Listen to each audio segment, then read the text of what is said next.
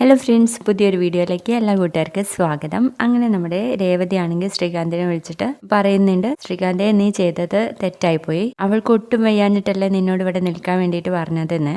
ചേച്ചി, ഞാൻ ഏറ്റെടുത്ത ഓർഡറായിപ്പോയി, എനിക്ക് ഇങ്ങോട്ട് വരാതിരിക്കാൻ പറ്റില്ലായിരുന്നു എന്ന് ശ്രീകാന്ത് പറയുമ്പോൾ, നിനക്ക് ഭാര്യയേക്കാൾ വലുതാണോടാ ജോലി? നിന്റെ ഏട്ടനെ തന്നെ നോക്ക്. എനിക്ക് വയ്യ എന്ന് പറഞ്ഞാൽ ജോലിക്ക് പൊക്കോളാൻ പറഞ്ഞാൽ പോലും അദ്ദേഹം പോകത്തില്ല. മറ്റുള്ളവർ എന്തെങ്കിലും പറഞ്ഞോട്ടെ, പക്ഷെ ഒരു പെണ്ണിന് അവളുടെ ഭർത്താവിന്റെ സപ്പോർട്ട് മാത്രം മതി. അത് വലിയൊരു ധൈര്യമോനെ എന്നൊക്കെ പറയുമ്പോ നമ്മുടെ ശ്രീകാന്തിന് അത് മനസ്സിലാവാണ് കേട്ടോ. അമ്മ പറഞ്ഞതുപോലെ നീ അവളെ വിളിക്കാതിരിക്കരുത്. ഇതൊരു ചെറിയ പിണക്കല്ലേടാ. അവൾക്ക് അത്രയും സങ്കടം ഉണ്ടായിട്ട് അവൾ ഇവിടെ നിന്ന് ഇറങ്ങിപ്പോയതെന്നു. നീ പോയിട്ട് അവളെ പറഞ്ഞ് കൺവിൻസ് ചെയ്ത് കൂട്ടിക്കൊണ്ടുവരണം എന്ന് പറയുന്നു രേവതി. അപ്പൊ നമ്മുടെ ശ്രീകാന്തിന് അതൊക്കെ മനസ്സിലായി. ശ്രീകാന്ത് പറയുന്നു, ശരി അടുത്തി, ഞാൻ അവളെ പോയി കാണാം, വീട്ടിലേക്ക് കൂട്ടിയിട്ട് വരാന്ന് പറഞ്ഞിട്ട് വെക്കാണ് കേട്ടോ ഫോൺ. അതൊക്കെ കേൾക്കുന്ന നമ്മുടെ സച്ചി ഉണ്ടല്ലോ, സച്ചി പറയും, രേവതി, നിന്നെ കുറിച്ച് എനിക്ക് അഭിമാനം തോന്നുക. എന്റെ അമ്മ പറഞ്ഞു അവളെ വിളിക്കരുത്, അവളുടെ അടുത്ത് പോകരുതെന്ന്. നീ പറയുന്നു അവളെ വിളിച്ചിട്ട് വരണമെന്ന്. എന്റെ അമ്മയെ പോലുള്ള പലരുമാണ് ഡിവോഴ്സിലേക്ക് തള്ളിവിടുന്നത്. നിന്നെ പോലുള്ളിടത്തെ ഒരാളും ഡിവോഴ്സിന് പോകത്തില്ല എന്ന് പറയുമ്പോൾ നമ്മുടെ രേവതി ചിരിക്കുവാണേ.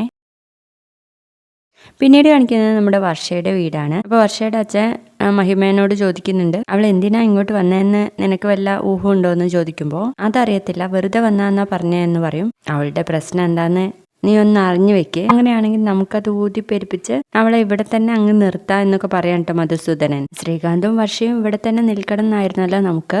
അധികം വൈകാതെ അവനും ഇങ്ങ് വന്നോളും. അവന് ഭാര്യയെ പിരിഞ്ഞ് അധികം ഇരിക്കാൻ വേണ്ടിയിട്ട് പറ്റത്തില്ല എന്നും അത് പറയുമ്പോൾ, അതെ, ഞാൻ അവളോട് പോയി ചോദിക്കട്ടെ എന്നൊക്കെ പറഞ്ഞ് നിൽക്കാൻ കേട്ടോ നമ്മുടെ മഹിമ. ആ സമയത്തായിരിക്കും ശ്രീകാന്ത് വന്ന് കോളിംഗ് ബെല്ലടിക്കുന്നത്.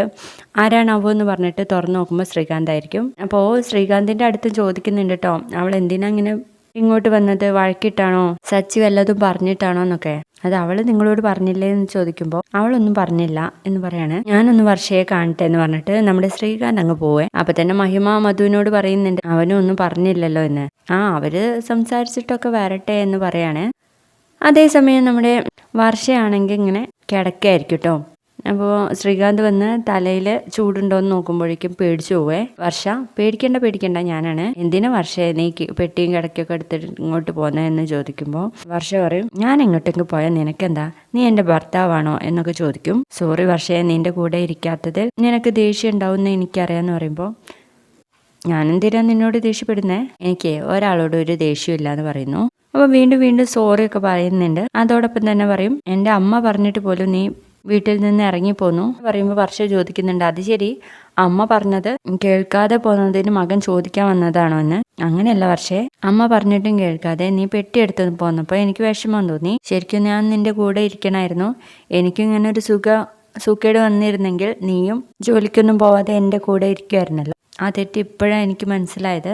രേവതിയടുത്ത് എന്നെ വിളിച്ച് ചേച്ചി എന്നോട് സംസാരിച്ചപ്പോഴാണ് എൻ്റെ തെറ്റ് എനിക്ക് മനസ്സിലായതെന്ന് പറയുമ്പോൾ വർഷ പറയും, അത് ശരി, നിന്റെ തെറ്റ് നിനക്ക് മനസ്സിലാക്കി തരാൻ മറ്റൊരാളുടെ ആവശ്യം നിനക്ക് വേണ്ടി വന്നു അല്ലേ? അപ്പൊ നിനക്ക് നിന്റെ തെറ്റ് മനസ്സിലായല്ലോ, എന്നാ വേഗം വിട്ടോ എന്ന് പറയുമ്പോൾ, എങ്ങോട്ട് വിടാൻ? നീയും വരണ എൻ്റെ കൂടെ എന്ന് പറയുമ്പോൾ, ഞാനിപ്പോ എൻ്റെ വീട്ടിലുള്ളത്, ഞാൻ എങ്ങോട്ടും വരുന്നില്ല എന്ന് പറയുമ്പോൾ ശ്രീകാന്ത് പിന്നെയും പറയും, ഞാൻ സോറി പറഞ്ഞില്ല വർഷേ, പിന്നെന്താ, ഞാൻ ഇനി എന്താ ചെയ്യേണ്ടതെന്ന് ചോദിക്കുമ്പോൾ വർഷ പറയും, നീ ആദ്യം നിന്റെ മനസ്സൊന്ന് മാറ്റ്. എൻ്റെ മനസ്സൊക്കെ മാറ്റി എന്ന് പറയുമ്പോൾ വർഷ പറയും, നിന്റെ മനസ്സേ അത്ര പെട്ടെന്നൊന്നും മാറില്ല, വീട്ടിൽ ചെന്ന് സാവകാശം മാറ്റിയിട്ടൊക്കെ വന്നാൽ മതി എന്ന് പറയും.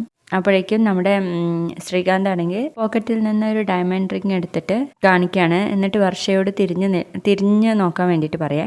എന്താന്ന് ചോദിക്കുമ്പോൾ, നീ ഒന്നിങ്ങ് തിരിഞ്ഞു നോക്ക് എന്ന് പറയുമ്പോൾ ഡയമണ്ട് റിങ് കാണും കേട്ടോ. ഇതെന്താ ഡയമണ്ട് റിങ്ങോ, എവിടുന്ന് കിട്ടി എന്ന് ചോദിക്കുമ്പോൾ നമ്മുടെ ശ്രീകാന്ത് പറയും, ഇന്നേ കുറച്ച് ഓർഡർ കൂടുതലുണ്ടായിരുന്നു, അപ്പോൾ അതിൻ്റെ ക്യാഷ് ഗിഫ്റ്റായിട്ട് തന്നു, അത് വെച്ച് വാങ്ങിച്ചതാ. ഇതിൽ കൂടുതൽ സോറി പറയാൻ എനിക്ക് പറ്റത്തില്ല എന്ന് പറയുമ്പോൾ നമ്മുടെ വർഷം അങ്ങ് ചിരിച്ചു കേട്ടോ. എന്നിട്ട് പറയും, നീ ഡയമണ്ട് റിങ് എനിക്ക് വാങ്ങി തന്നതിലല്ല, നീ എന്നെ കൺവിൻസ് ചെയ്യാൻ ഇത്രയും ബുദ്ധിമുട്ടുന്നുണ്ടല്ലോ എന്ന് വിചാരിച്ചിട്ടാ എന്ന് പറഞ്ഞ് നമ്മുടെ ശ്രീകാന്തിനെ അങ്ങ് കെട്ടിപ്പിടിക്കുകയാണേ.